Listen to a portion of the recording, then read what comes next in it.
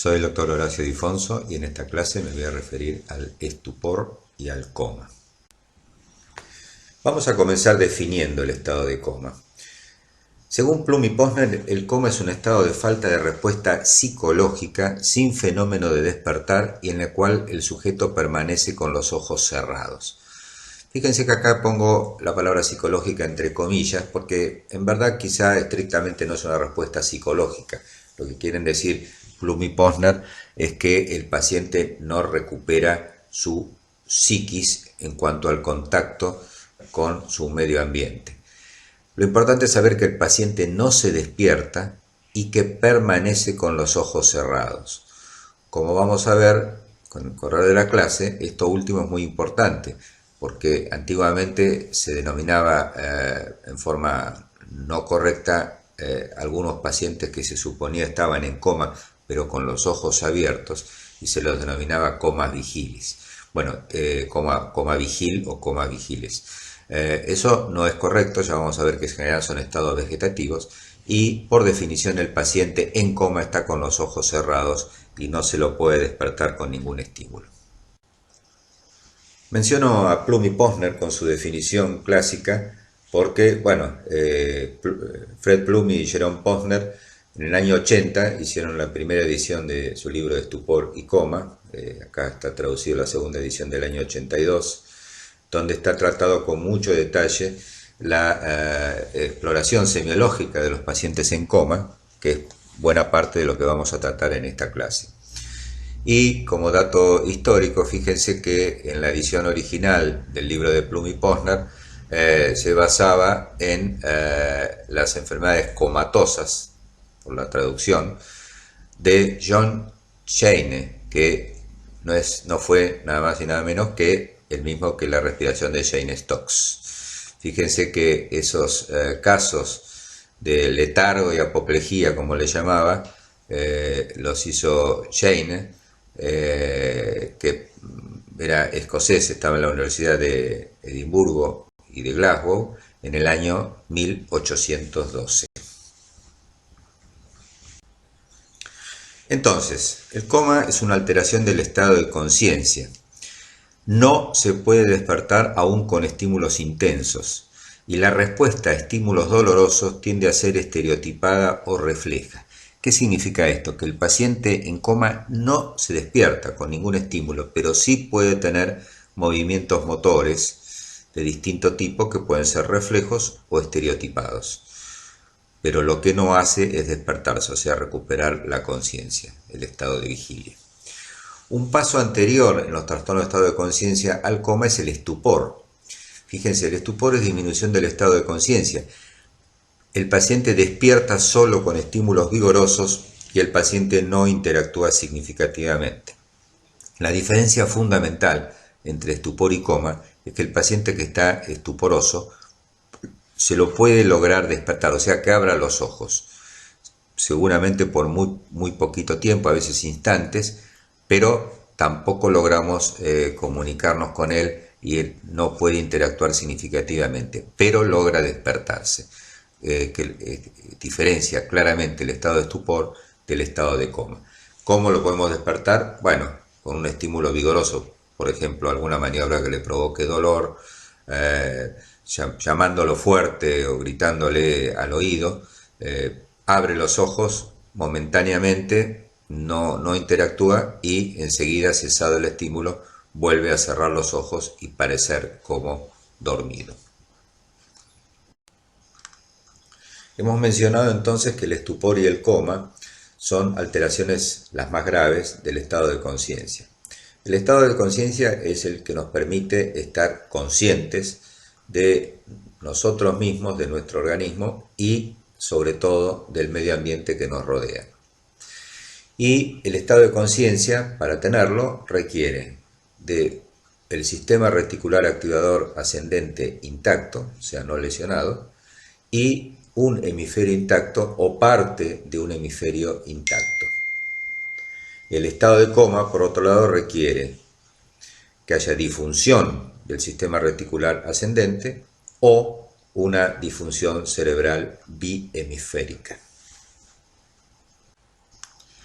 Desde el punto de vista de las etiologías del estado de coma, globalmente lo dividimos en el coma no traumático, que puede deberse a una lesión estructural anatómica del sistema nervioso central, o a causas metabólicas, el denominado coma metabólico. Y el otro gran grupo son los secundarios a traumatismos cráneoencefálicos que provocan lesiones anatómicas en el sistema nervioso central. Las etiologías provocadas por estos mecanismos traumáticos o no traumáticos pueden ser múltiples. Fíjense, lesiones focales que pueden ser infra o supratentoriales, como un ACV isquémico extenso, un ACV hemorrágico, un hematoma intracraneal, tumores, abscesos, hidrocefalias. O lesiones difusas, no focales, como las meningitis, las encefalitis, el estatus epiléptico, la encefalopatía hipertensiva, la hipertensión endocraniana de cualquier causa y las lesiones axonales difusas, por ejemplo, por tóxicos, supónganse exposición a monóxido de carbono u otro tipo de tóxicos. Enumeremos con algo más de detalle las etiologías de las lesiones no traumáticas, metabólicas, tóxicas, carenciales, hipóxicas. Fíjense, encefalopatías hipóxicas. PCR es post-paro cardiorrespiratorio, insuficiencia cardíaca congestiva, casos de anemia severa. Esto último no es tan frecuente como causante de coma. La encefalopatía hipóxica más frecuente como causante de estupor o coma es el paro cardiorrespiratorio y su posreanimación. Las encefalopatías metabólicas son unas cuantas, algunas muy frecuentes. La hipoglucemia, las situaciones de hiperosmolaridad, básicamente de hipernatremia, la acidosis diabética, la uremia, hepatopatías con encefalopatía hepática. Ya mencionamos la hipernatremia, las hiponatremias, las o hipercalcemias y el hipotiroidismo en sus formas más severas. Las tóxicas, fíjense, metales pesados, el monóxido de carbono, por supuesto el alcohol, algunas infecciones y intoxicación por fármacos. Y las carenciales, básicamente la más frecuente, el déficit de vitamina B1, de tiamina, que da lugar a la encefalopatía de Wernicke, que es muy frecuente, sobre todo en pacientes alcoholistas crónicos. Otras causas, aunque algunas ya las mencionamos, fíjense nuevamente las drogas, pueden ser fármacos, anestésicos, el alcohol, drogas de consumo ilegal y el monóxido de carbono, generalmente como accidentes domésticos. Ya mencionamos los traumatismos cráneoencefálicos y nos quedan también las crisis epilépticas. Las crisis epilépticas pueden ser generalizadas, pueden ser crisis parciales complejas, puede ser el llamado estado posictal. Es habitual que los pacientes, después de haber padecido una convulsión generalizada, pasada los movimientos convulsivos, queden por un tiempo variable en estado de deterioro del sensorio, que se llama en general estado postconvulsivo o posictal. Y el estatus epiléptico no convulsivo son pacientes con deterioro del sensorio por descargas eléctricas de tipo epilépticas, pero que no tienen los movimientos convulsivos visibles, habituales, y lo que tienen es solo deterioro de su estado de conciencia, solo diagnosticable con un registro electroencefalográfico. De todas estas etiologías, hay algunas que típicamente son de inicio súbito, como por ejemplo una hemorragia intracerebral, un accidente isquémico o con compresión del tronco cerebral, y las hemorragias subaracnoideas. Y otras etiologías son más frecuentemente de inicio lento o progresivo, como las masas ocupantes, tumores u otro tipo de masas, las intoxicaciones y la mayoría de las causas metabólicas. Bueno, vamos a pasar ahora a hablar de la evaluación del paciente en coma, que básicamente se trata de diagnosticar que el paciente esté en coma y tratar por los hallazgos semiológicos de localizar la lesión o el nivel estructural de daño en el sistema nervioso central que hace que el paciente esté en coma. Una de las escalas más utilizadas en la valoración del estado de conciencia es la escala de Glasgow. Escala de Glasgow que originalmente fue creada para los pacientes con traumatismo cráneoencefálico y después se generalizó para otras causas de deterioro de estado de conciencia. La escala de Glasgow evalúa tres tipos de respuestas. La respuesta ocular, que es básicamente si el paciente abre los ojos, le pone un puntaje, 4 si es espontánea, 3 a la voz, 2 al estímulo doloroso y 1 si permanecen cerrados. La respuesta verbal, en el caso que el paciente logremos despertarlo, orientada, puede decir alguna frase, puede solo decir palabras, puede emitir algún sonido o ninguna respuesta verbal. Y la respuesta motora, por ejemplo, cuando uno le ordena al paciente, le dice levante su brazo derecho, levante su pierna izquierda, 6 si obedece, si 5 localiza, si 4 puntos si retira, por ejemplo, el estímulo doloroso, un miembro que uno esté provocando un estímulo doloroso. Respuesta de flexión, 3 puntos, respuesta de extensión, 2 puntos y 1 punto si no tiene ninguna respuesta. Obviamente, cuanto más bajo es la valoración de la escala de Glasgow, peor es el estado de conciencia del paciente.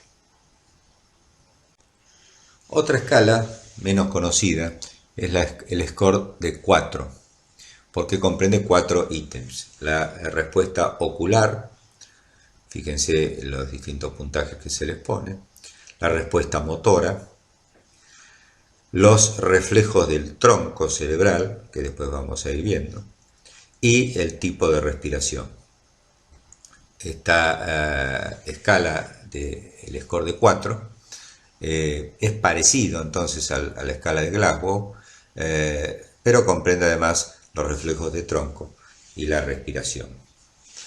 Fíjense que acá el máximo puntaje es 4 en cada ítem, por 4 ítems es 16. En la escala de Glasgow el puntaje máximo, el paciente que está con menos compromiso, es 15. Entonces uno en estas escalas pone, por ejemplo, escala de Glasgow 10 en 15 o 9 en 15 o lo que fuere. Y en la escala de los 4 ítems, que es esta, lo mismo, sobre un máximo de 16. Comenzamos entonces con la evaluación semiológica del estado de coma con la respuesta motora. Fíjense, la presencia de una correcta respuesta motora indica que el camino sensitivo y el motor funcionan correctamente. La ausencia unilateral implica la lesión de la corticoespinal del hemisferio contralateral.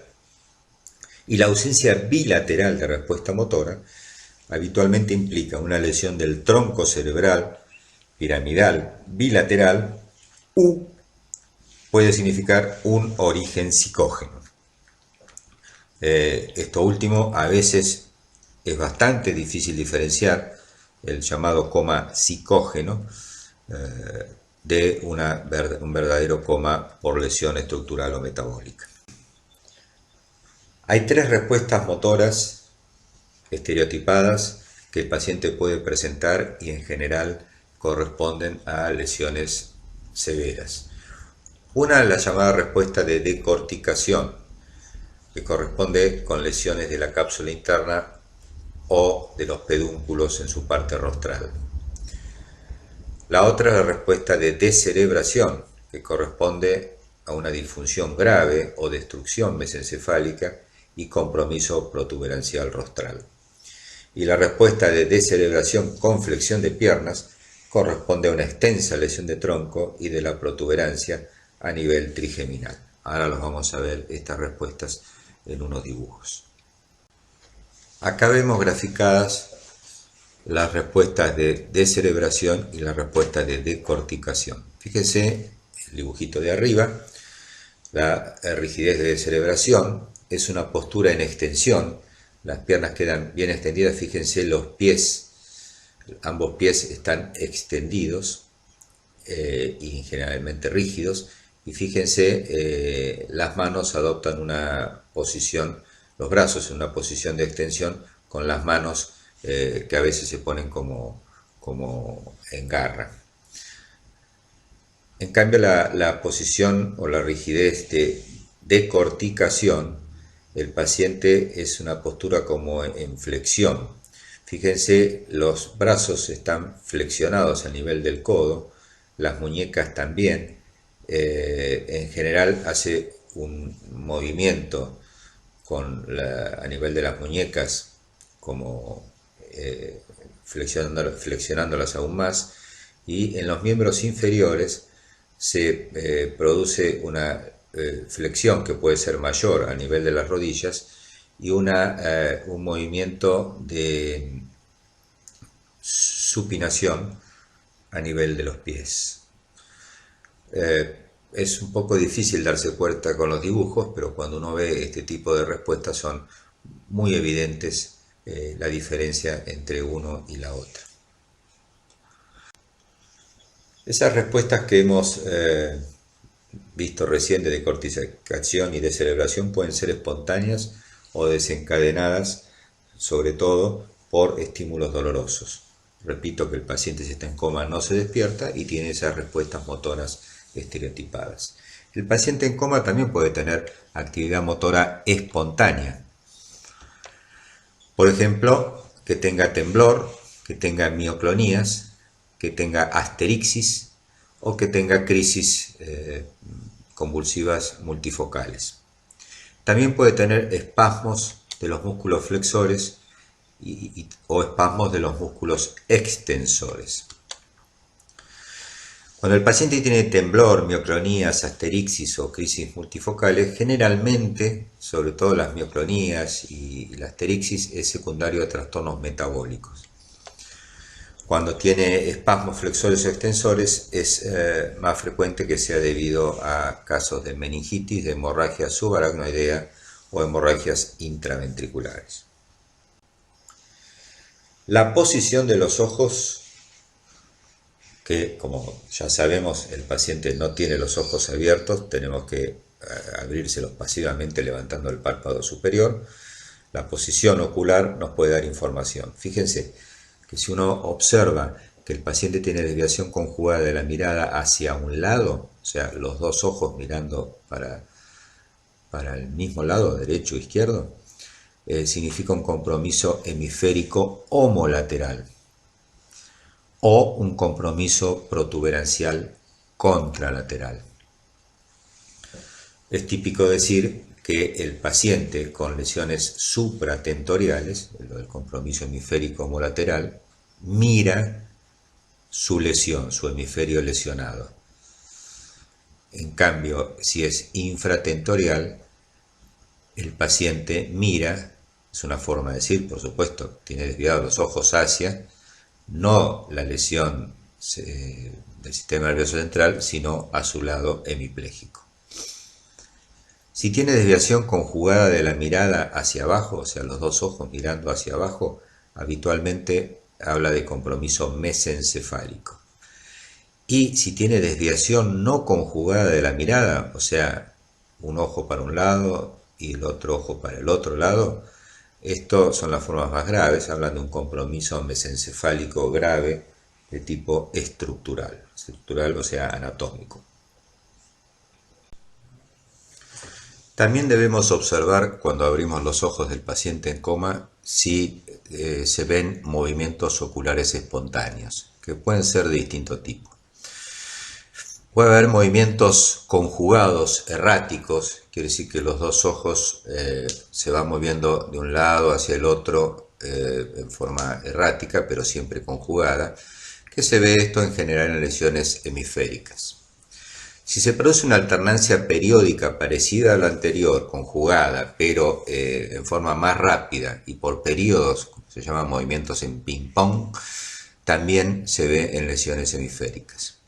Puede ocurrir que veamos un nistagmus con tendencia a la convergencia ocular. Esto puede observarse en lesiones mesencefálicas. Si se ven sacudidas parecidas al nistagmo, por eso las denominamos nistagmoides, de un solo ojo, monoculares, se ve o se puede ver en lesiones de la protuberancia. Y probablemente la forma más grave de movimientos oculares espontáneos es la desconjugación de la mirada, o sea que ambos ojos tienden a separarse, yendo cada uno para el lado opuesto. Esto significa en general una lesión severa del tronco encefálico con lesión del fascículo longitudinal medio, que como sabemos coordina los movimientos conjugados de los ojos. Cuando observamos los ojos del paciente en coma, también tenemos que observar el tamaño y la respuesta de las pupilas a la estimulación lumínica. Podemos tener pupilas muy mióticas, llamadas puntiformes, que o no tienen reactividad o es mínima y solo observable observando la pupila con una lupa, porque las pupilas están muy mióticas. Generalmente estamos ante un compromiso diencefálico bilateral o compromiso protuberancial.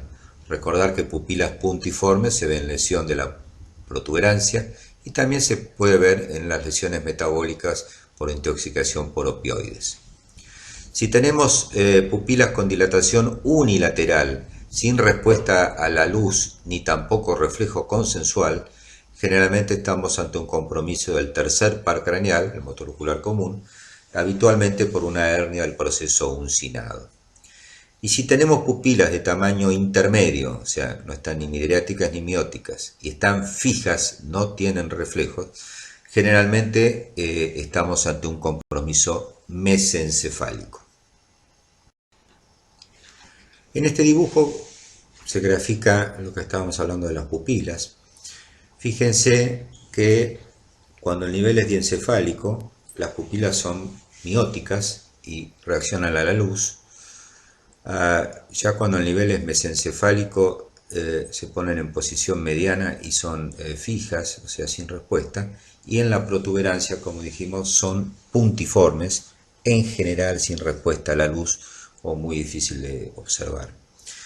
Acá está graficada donde dice uncal, que es cuando se produce la herniación del uncus por el agujero occipital con compresión del tercer par craneal, donde vamos a ver de ese lado la pupila bien midriática y fija, mientras que la otra pupila está normal, o sea, hay una anisocoria con una midriasis paralítica del lado afectado. Y fíjense lo de arriba, cuando hay un coma metabólico, las pupilas están en diámetro variable, pero en general permanecen reactivas. De hecho, habitualmente cuando el paciente está en coma muy profundo por todos los otros elementos, pero conserva la reactividad pupilar, hay que considerar, entre otras cosas, que la causa del coma es metabólica. O sea, pupilas reactivas con un estado de coma de grave profundidad sugiere, no siempre es así, coma metabólico.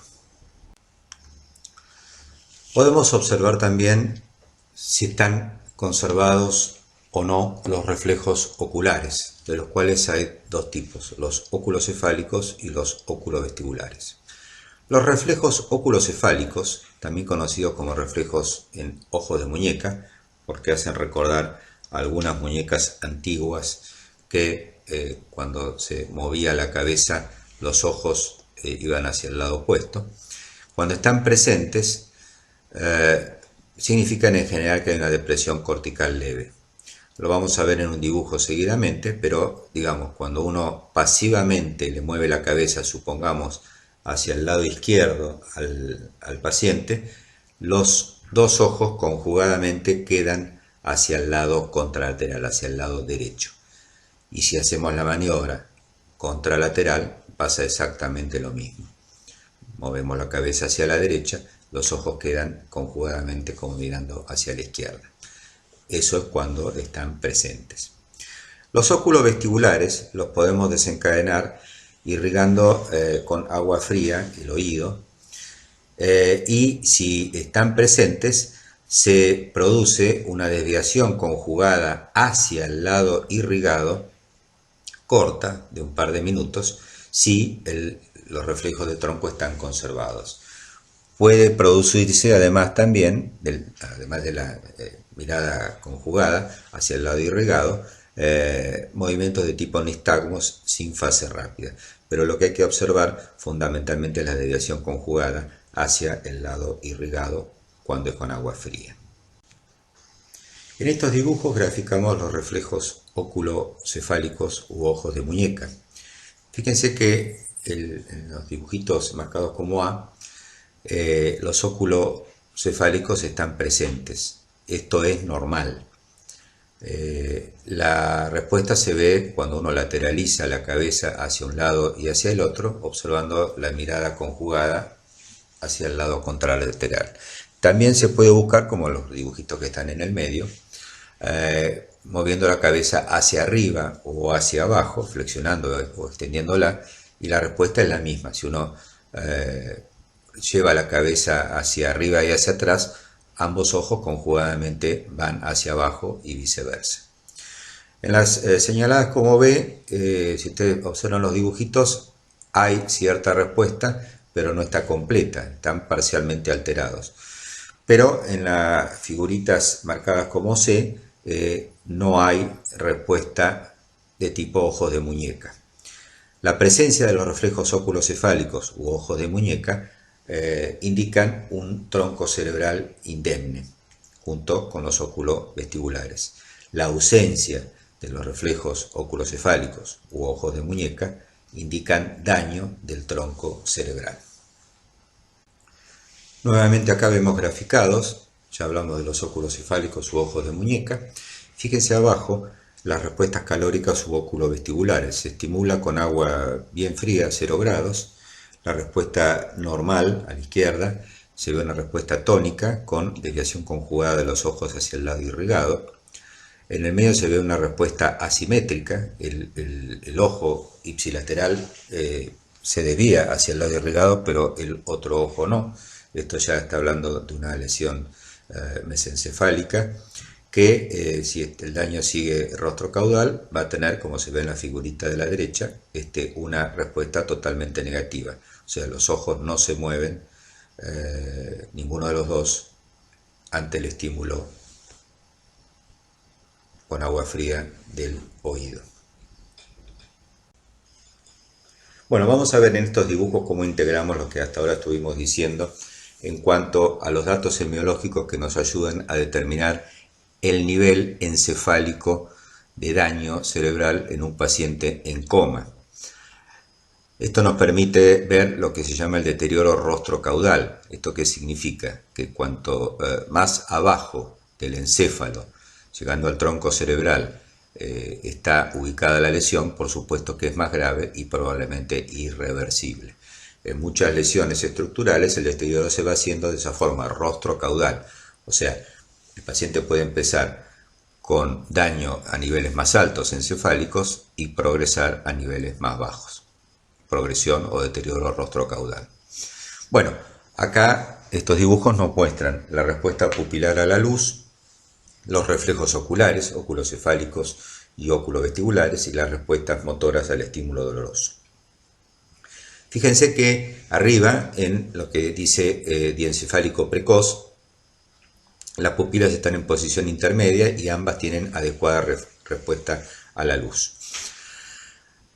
Cuando uno le mueve pasivamente la cabeza al paciente, la gira hacia un lado, los ojos en forma conjugada quedan hacia el otro lado, como muestra el dibujito. Eso es lo que se llama ojos de muñeca, reflejo oculocefálico, y en este caso están conservados. Habla de que el nivel todavía es bastante alto, el nivel de lesión. Y en este momento las respuestas al dolor, fíjense el dibujito de la derecha, se le está provocando dolor al paciente y tiene una respuesta motora de mover los brazos, a veces tratando de alejar el estímulo doloroso. Cuando ya progresa hacia un poquito a niveles más inferiores, lo que se llama diencefálico tardío, fíjese que las pupilas tienden a ser mióticas, todavía con reflejo a la luz. sigue manteniendo el reflejo oculocefálico, o sea, los ojos de muñeca, pero ya la respuesta motora puede ser de tipo decorticación. Observen el dibujito, la silueta, cómo tiene una postura de decorticación. Cuando el nivel sigue para abajo hacia el mesencéfalo, fíjense que las pupilas tienden a estar midriáticas y no tienen respuesta a la luz. Y cuando se estimula el oído, buscando los reflejos oculocefálicos, se produce una respuesta del ojo homolateral en forma de nistagmo, que no se puede visualizar el movimiento en el dibujo, ¿no? Pero ya la respuesta motora, fíjense en el dibujo de la derecha, es ya una respuesta de descerebración. Y si seguimos más abajo, las pupilas, sobre todo ya a nivel vulvar, se van a poner midriáticas, sin respuesta a la luz, no va a haber reflejo oculovestibular y no va a haber ningún tipo de respuesta motora al estímulo doloroso.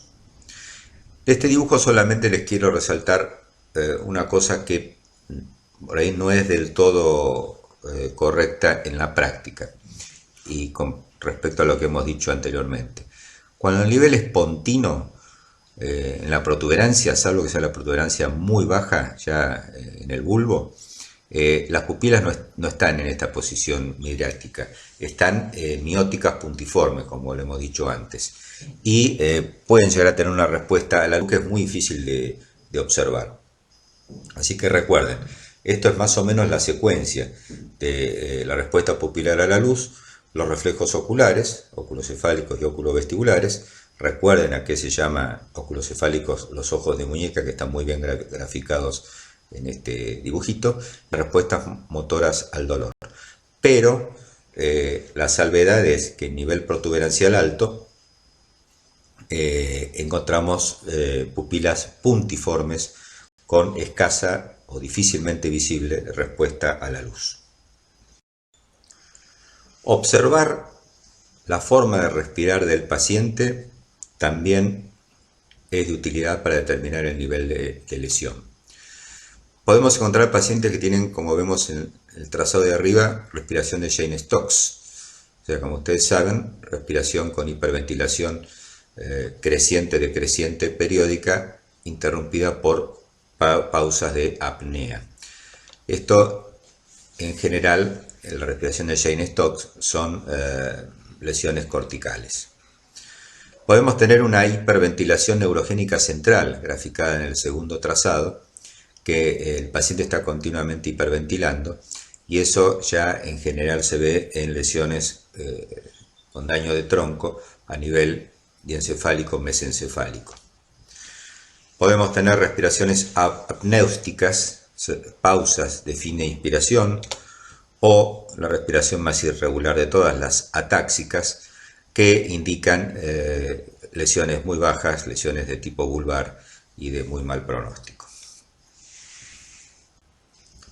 Detallando un poco más estos patrones respiratorios, como dijimos, la respiración de Jayne-Stokes en general habla de compromiso biohemisférico, puede ser también compromiso diencefálico precoz, o sea alto. Es relativamente frecuente en las causas metabólicas de coma y por supuesto es una de las respiraciones clásicas de los pacientes con insuficiencia cardíaca. La hiperventilación central, como dijimos, es compromiso del mesencéfalo a nivel del tegmentum y desde ahí al tercio inferior de la protuberancia. Las apnéusticas suelen asociarse a compromiso protuberancial bajo, por ejemplo por oclusión de la arteria basilar, y la atáxica, ya como dijimos, un compromiso dorsomedial del bulbo, y se puede ver en lesiones agudas a ese nivel hemorrágicas y traumáticas. Habíamos hablado que los estados de coma que dependen de lesiones supratentoriales, si presentan deterioro progresivo, va a pasar a ser desde hemisférico a diencefálico, luego mesencefálico, protuberancial y bulbomedular. Esto es lo que se da en llamar deterioro rostro-caudal de las lesiones supratentoriales progresivas. Entonces, en las lesiones con compromiso bihemisférico, lo que vamos a encontrar, aparte de los elementos semiológicos de un coma sin daño de tronco, generalmente es un signo de foco motor, ya sea una hemiparesia o una hemiplegia. En el nivel diencefálico, el paciente entonces va a estar en estupor o en coma. Es posible que tenga respiración de Jayne-Stokes, pupilas pequeñas y reactivas, óculos cefálicos y óculos vestibulares presentes, y puede tener rigidez de decorticación ante el estímulo doloroso. Las lesiones infratentoriales tienden a ser de inicio brusco, no tienen esa progresión en sentido rostro-caudal. El nivel inicial puede corresponder a las etapas inferiores y aparecen fenómenos compresivos o intraparenquimatosos del tronco cerebral. En ese caso, cuando ya tenemos compromiso infratentorial, que puede ser de inicio o por la progresión rostro-caudal, si el nivel es mesencefálico, el paciente va a estar en coma, probablemente tenga hiperventilación central si observamos su respiración. Las pupilas van a estar en posición en tamaño mediano y fijas, o sea, no van a tener respuesta a la luz. Los óculos cefálicos y óculos vestibulares pueden o no estar presentes y puede tener rigidez de cerebración. Ya en un nivel más bajo, protuberancial y vulvar, el paciente va a estar en coma, con respiración superficial y rápida. Cuanto más bajo sea, ya a nivel vulvar, la respiración se va a hacer irregular y finalmente, o sea, de tipo atáxica, y finalmente va a sobrevenir el paro respiratorio. Ya en ese nivel vulvar las pupilas van a estar dilatadas y fijas. Los reflejos óculocefálicos y óculovestibulares van a estar ausentes y seguramente ante el estímulo doloroso puede o no haber ninguna respuesta o una respuesta de descerebración con flexión de las piernas. Vamos a reseñar ahora estados de depresión de la conciencia particulares. Uno es el estado vegetativo, que en general responde a daño bihemisférico severo. Es el que se ha denominado, entre comillas dicho, coma vigil. También se lo denomina mutismo aquinético.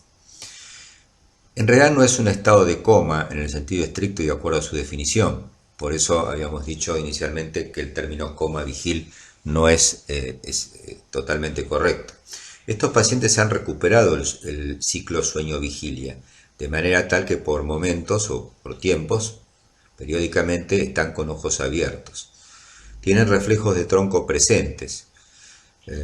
Las alteraciones en estos pacientes son de la aferentización. El paciente mira, pero no ve, oye, pero no escucha. Si dura más de un mes, se llama estado vegetativo persistente. Y esto puede durar años y por tiempo indefinido, después del cual o el paciente fallece por alguna complicación o, en algunos casos, recupera la conciencia. El estado de muerte cerebral, muy importante determinar la muerte cerebral para la donación de órganos. El paciente está en paro respiratorio, o sea que depende de la asistencia respiratoria mecánica y cuando se lo desconecta de ello, el paciente debe estar en apnea. Tiene ausencia de reflejos de tronco.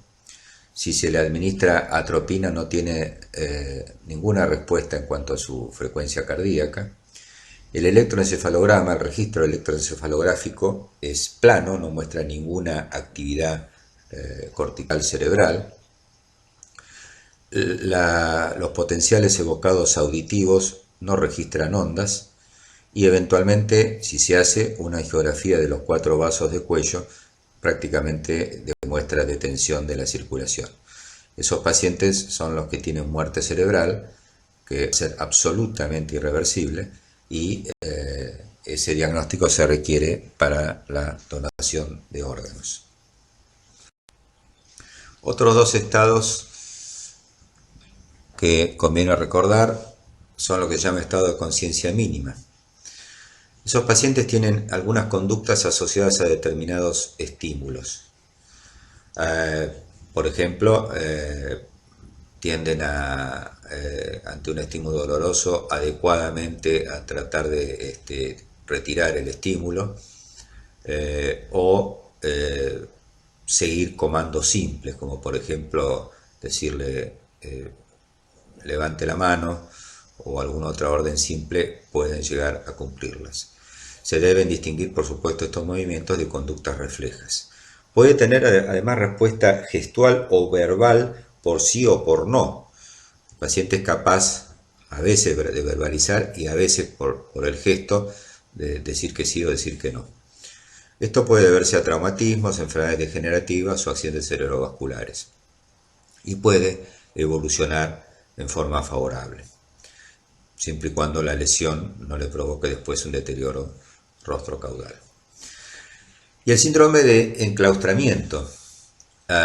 El síndrome de enclaustramiento se debe a una lesión protuberancial ventral, baja, prácticamente vulvar. Es una alteración en la eferentización. Estos pacientes están lúcidos en realidad, pero no pueden expresarse de ninguna forma. Estos pacientes miran y ven, oyen y escuchan, pero no tienen capacidad de poder expresarlo. Si se debe este síndrome de enclaustramiento a esta lesión de tronco cerebral, como dijimos, el paciente no va a tener ninguna forma de comunicarse.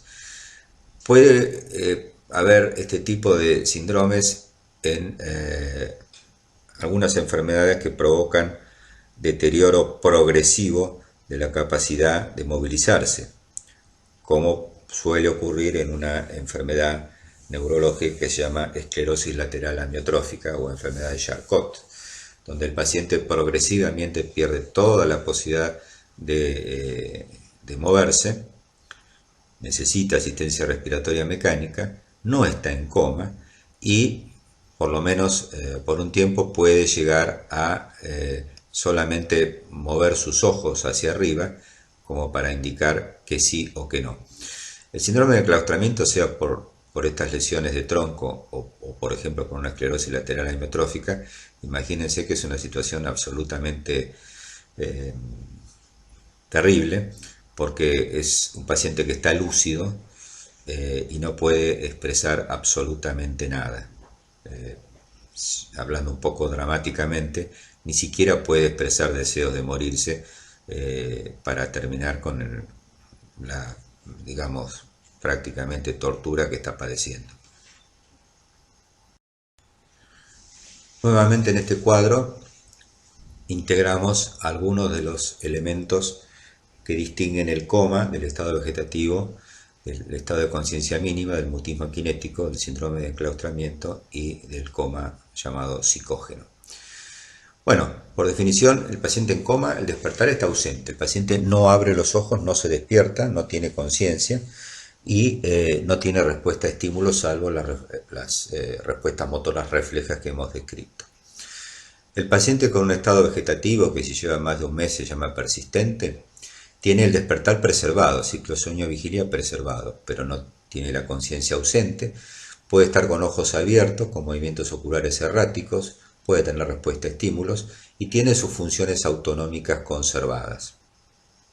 El estado de conciencia mínima tiene un despertar preservado, pero mínimo, o sea, por muy cortito tiempo. Tiene su conciencia presente, pero también mínimamente. Puede permanecer con los ojos abiertos, puede llegar a mirar, puede decir algunas palabras, puede tener respuesta defensiva al dolor y puede llegar a obedecer alguna orden simple. En el caso del mutismo akinético, el despertar también está preservado, pero los pacientes no tienen estado de conciencia, no hay actividad motora espontánea, pero como dije tienen conciencia y sensaciones normales. Lo que no pueden hacer es expresarse. El estado de enclaustramiento, el despertar está preservado, son pacientes que tienen ciclo sueño-vigilia también y la conciencia está preservada, pero tienen parálisis completa, salvo, como dijimos, en algunos casos, los movimientos verticales oculares, que es su única forma de comunicarse.